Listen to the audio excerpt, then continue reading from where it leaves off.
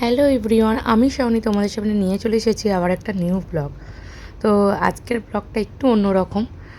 ভাবিনি কোনো দিন এইভাবে আমাকে আমাদের সবাইকে আর কি চেন্নাই যেতে হবে। তো বেঙ্গলি ব্লগার শাওনি চ্যানেলে তোমাদের সবাইকে আরও একবার ওয়েলকাম।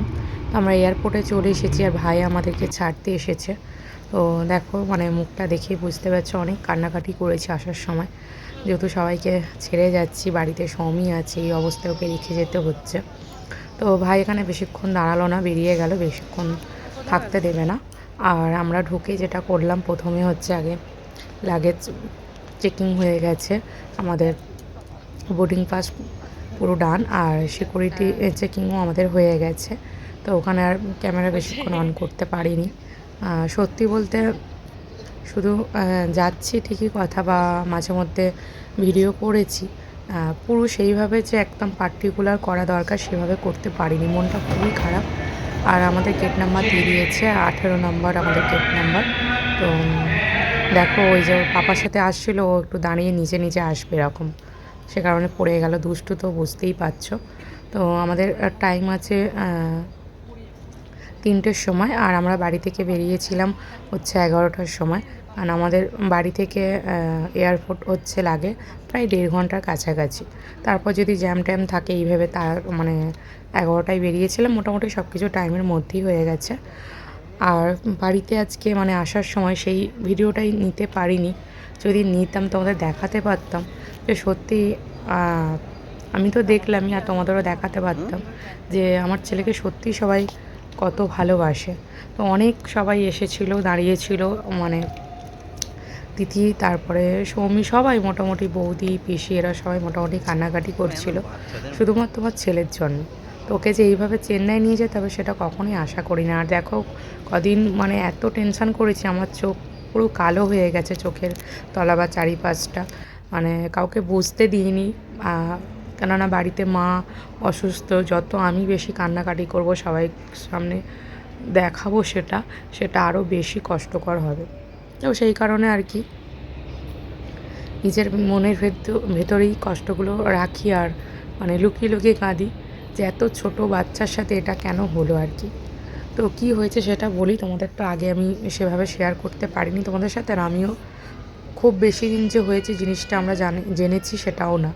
তো আমরা জানা মাত্রই সেদিনই ঠিক করেছিলাম যে যদি অপারেশন করাতে হয় তো এখানে করব না, বাইরে গিয়ে করব। সেটা বাপি আর দাদাই বেশি জোর দিয়েছে, কারণ সত্যি বলতে আমার এইসবের মধ্যে একদমই কোনো আইডিয়া নেই। আর ছোট বাচ্চার সাথে এইসবগুলো হবে সেটাও আমি কি বলবো, বলতে পারছি না এখন। না ভয়েস ওভার দিচ্ছি, কীভাবে যে দিচ্ছি সেটা সেদিনের কথাটা শুধু বারবার মনে পড়ছে। তখন আমাদের বোর্ডিং টাইম হয়ে গেছে, এবার যাব আমরা। যেটা হয়েছে আমার ছেলের আর কি টাংটাই হয়েছে। তো ও ছোট থেকে যে প্রবলেমটা ছিল, এটা ক্লিয়ার করা এই কারণে দরকার, আমার মতো ভুল যেন আর কোনো মা না করে।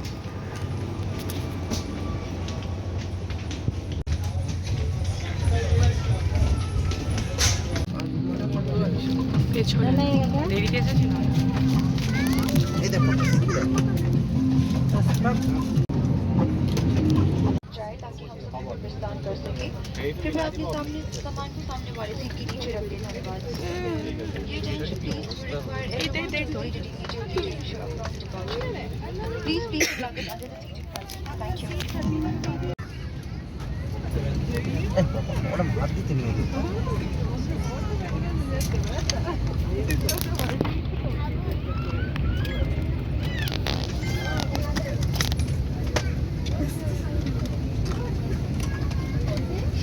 এই এত দুষ্টুমি করছো কেন তুমি? কথা শুনতে পাচ্ছ না? ওটা রেখে দিতে হয়, দেখো, নাহলে ওই আন্টিরা বকে দেবে। করো না। তো আমাকে এয়ার হোস্টেসগুলো এসে খুব সুন্দর করে বুঝিয়ে দিয়ে গেছে টেক আপ করার সময় কী কী প্রিপারেশান নিতে লাগবে। তো ফিডিং করাতে বলেছে, আর এটা আমি আগে থেকেও দেখে নিয়েছিলাম, কী কী, যেহেতু বাচ্চা নিয়ে যাচ্ছি, কী কী প্রিপারেশান নিতে লাগে। তো ওই জন্য আমি আগে থেকেই ফ্লাইট টেক অফ করার আগে আমি সব কিছুটা রেডি করলাম ওর জন্য খাবারটা, আর সাথে সাথে ওকে আমি এখন খাওয়াচ্ছি, এখন টেক অফ হচ্ছে। তো সেই কারণে আর যে কথাটা বলছিলাম আর কি, বলতে বলতে রয়ে গেলাম, আমার মতো ভুল যেন কোনো মা না করে। তো কেন বললাম এটা? তো ছোট থেকেই ও ব্রেস্ট ফিডিং খুব একটা করতো না। যেহেতু ওর মানে হওয়ার পরেই আর কি ওর একটু শ্বাসকষ্টের প্রবলেম হচ্ছিল। তো সে কারণে ওকে এনআইসিইউতে রাখা হয়েছিল। আর সেই সময় তো আমারও সম্ভব না ওকে গিয়ে আমি ফিডিং করাবো বা আ বা ওকেও আমার কাছে আনা সম্ভব না। সে কারণে ওকে তার পরের দিনে ২-৩ দিন ফর্মুলা মিল্ক দেয়া হয়েছিল। তো আমরা বাড়িতে এসে আমি তো খুব পরিমাণে চেষ্টা করেছি কীভাবে কীরকম কী করা যায়, করলে তবে ও ব্রেস্ট ফিডিং করবে। কিন্তু সব কিছু দিক থেকে আমি ব্যর্থ হই। তো আমি আমার যে ডক্টরকে দেখাতাম প্রেগনেন্সির সময়, সেই ডক্টরের সাথেও কনসাল্ট করলাম যে কেন বেবি খেতে চায় না, বা আমার মানে ছেলেকে ছোট থেকে যে ডক্টর দেখছেন ওনাকেও বলেছিলাম, বাট উনিও বললেন বাচ্চা খাচ্ছে না, চেষ্টা করে যাও। বাট আমি অনেক চেষ্টা করেছি। তো ব্রেস্ট ফিডিংও করতো কম, ফর্মুলা মিল্কটাই বেশি খেত। তো এই করে করে একটা সময় ওটাও খেতে চাইল না, মানে ফর্মুলা মিল্কটাই ওকে দেওয়া হতো। তো তারপরে ওকে যখন একটু বড় হলো, ওকে ওর চোখ কোনটা বা জিভ দেখাতে বলতাম। জিভ যখন দেখাতো না, দেখতাম জিভটা ভাঁজ মানে ডাবলু মতো হয়ে যায়। তো ওটা ওর পাপাই দেখে। তো ও ফোনে সঙ্গে সঙ্গে সার্চ করে দেখে যে এই প্রবলেমটা ওর হয়েছে। তো আমাদের এখানে যে ডক্টর ছিল নর্মাল ওর জ্বর হওয়ার জন্য ওকে এমনি দেখাতে গিয়েছিল চেকআপের জন্য। তো তখন এইটা এমনি আলোচনা করাতে বললো হ্যাঁ এরকম প্রবলেম হয়। তো আমরা বেশি না দেরি করে কলকাতা অ্যাপেলোতে দেখিয়েছিলাম। তো ওখানে যেতে একদম মাস্ট আমাদের বলে দিল যে অপারেশন মাস্ট, আর 2 দিন থাকতে হবে, আর লিকুইড খাবারটা 1 সপ্তাহকে খেতে হবে। তো আমরা এই জন্য আর কোনো রকম রিস্ক নিইনি। আমরা ভাবলাম যে ওকে একদম চেন্নাই নিয়ে গিয়ে দেখাবো, যা বলবে। তো এই ব্রেস্ট ফিডিং করা নিয়ে অনেক মানুষের কাছে অনেক বাজে কথা শুনেছি, আর সেটা আর নাই বা বললাম। তো আমি মনে করি আমি মা, ঠিক আছে? আমি চাইবো না আমার সন্তানের ক্ষতি করে আমার ফিগারটাকে আমি সুন্দর রাখি। প্রথম কথা, আমি খুব একটা স্লিম না, স্লিম হওয়ার চেষ্টাও কোনো দিন করিনি খুব একটা। আমি যেরকম আমি সেরকমই ভালো আছি। বাট সুস্থ থাকতে চাই, এইটুকুই আর কি।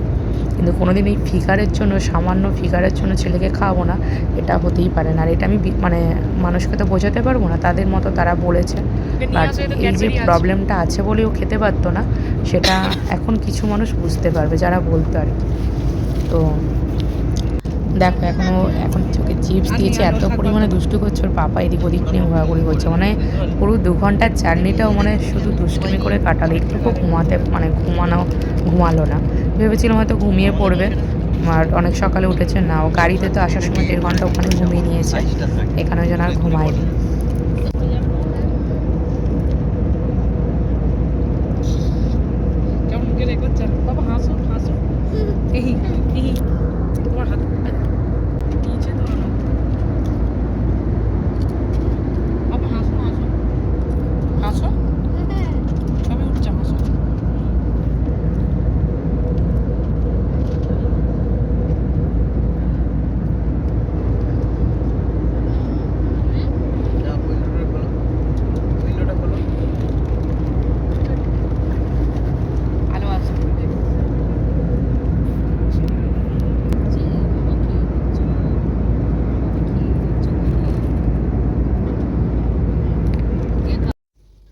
তো ওই দেখো পেছনে একটা আন্টি আছে, শুধু তাকে দেখছে, আর ওই যে দেখো কোথায় উঠেছে দেখো আমার গায়ের ওপরে।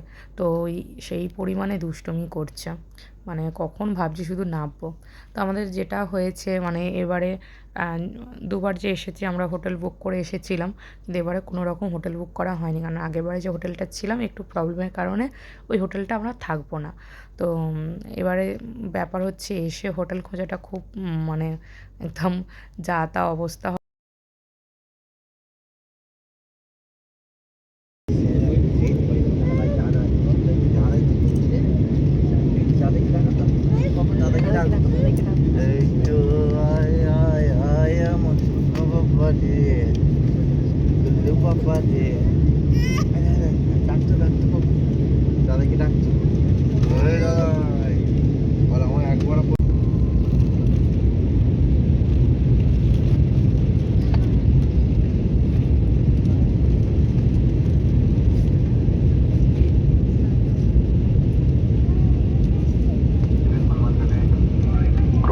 landing, please. Thank you.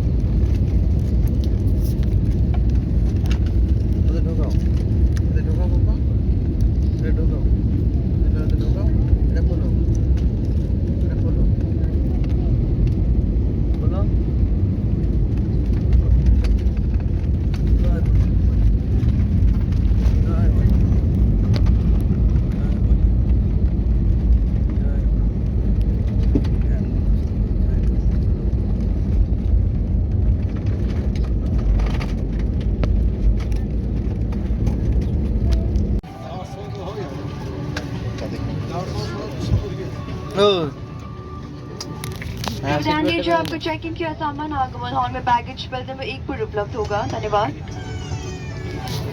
Seat belt पड़े ना।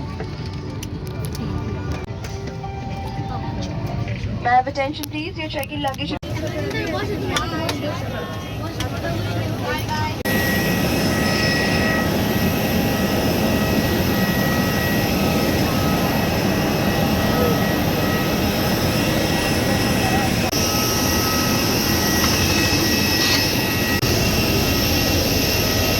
চলো তো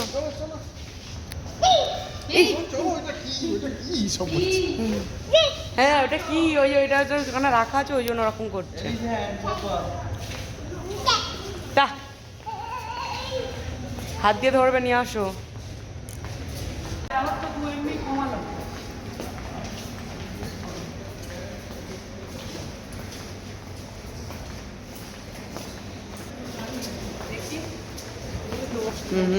ধরো।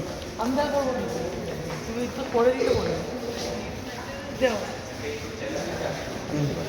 চেন্নাই এয়ারপোর্ট নেমে পড়েছি এবার এখন সব থেকে বড় কাজ হলো লাগেজগুলো কালেক্ট করা তো আমাদের 4টে লাগেজ আছে আবার কোথায় উঠেছো এদিকে দেখো এদিকে একটা লাগেজ আসে না আমাদের কারোরই তো দেখতে পাচ্ছি না আর কি বলবো দেখি দাঁড়াও একটু নাও চলো পালকিটাকে তোলো পালকিটা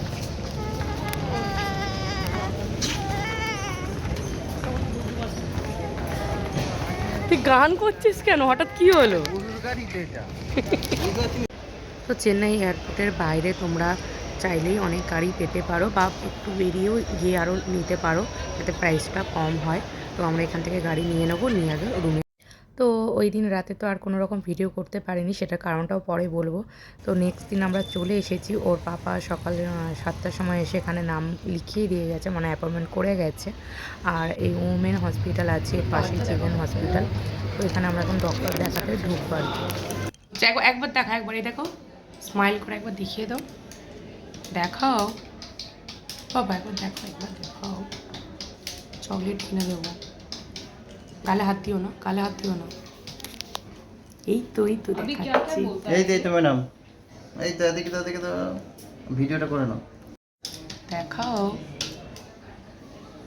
একবার দেখাও তুমি দেখো আবার হাত দেয় পাপারটা তুমি তোমারটা দেখো তোমার জিভ আছে তো দেখো তো ডক্টরই বলেছিলেন ভিডিও করতে তাই এখানে ভিডিও করছিলাম আর অনেকবার করে জিভ দেখাতে বললো কিন্তু কোনোভাবে জিভটা দেখালো না লাস্টে একটু দেখিয়েছিল তো আমাদের আজকে কিছু ব্লাড টেস্ট দিয়েছে মানে কালকে এসেছি আজকে ডক্টর দেখেই বলে দিয়েছে অপারেশন করাতে লাগবে ওর যে জিভের পজিশনটা যেটা আছে ওটা 1 নম্বর উনি কম্পিউটারে আমাদেরকে খুব ভালো করে ডিটেলসে দেখিয়ে দিয়েছেন অপারেশন করাতেই লাগবে কোনো রকম মেডিসিনের কাজ হবে না এটাতে আর ওটা 6 মাস পরও করা যাবে বাট কোনো তাতে কোনো কিছু লাভ হবে না উল্টে ওর কথা বলাতে দেরি হবে তো আমরা এই হোটেলে কালকেও এসেছিলাম রুম অ্যাভেলেবেল ছিল না তো আজকে আমরা ওখানে দেখে আমরা বুক করে এসেছি বিকেলে আমরা লাগেজ নিয়ে আসবো আর এখন এসেছি এখানে অ্যানাস্থেসিয়া ডক্টরের কাছে এই যে দেখো দুটো হাতে ব্যান্ড দিয়েছে ওর পাপাকে আর আমাকে বাপিমা নিচে আছে দুজনে বেশি অ্যালাও না তো অ্যানাস্থেসিয়া ডক্টরের কাছে এখন এসেছি, উনি সবটা বলে দেবেন কালকে কখন কি আসতে হবে, কি করতে হবে না করতে হবে।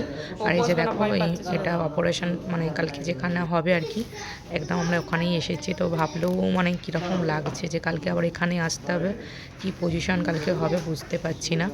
আর এই যে বাইরে অপারেশন রুমে বাইরেই এই খেলাটা আছে গাড়িটা, তো অনেকটা সময় কাটিয়েছে এখানে বাবু। আর এই যে দেখো চিলড্রেন হসপিটাল মানে যেখানে অপারেশন, ওখানেই গিয়েছিলাম। এই বিল্ডিংটা পুরোটাই অপারেশনের জন্য। তো আজকের মতো ব্লগটা এখানেই এন্ড করব। আর এই যে দেখছো এই ফলটা হচ্ছে এখানকার ফল, লিচু আর খেজুরগুলো কীরকম হয় দেখো। তো চলো আজকের মতো গুড নাইট, দেখা হচ্ছে আবার পরের ব্লগে।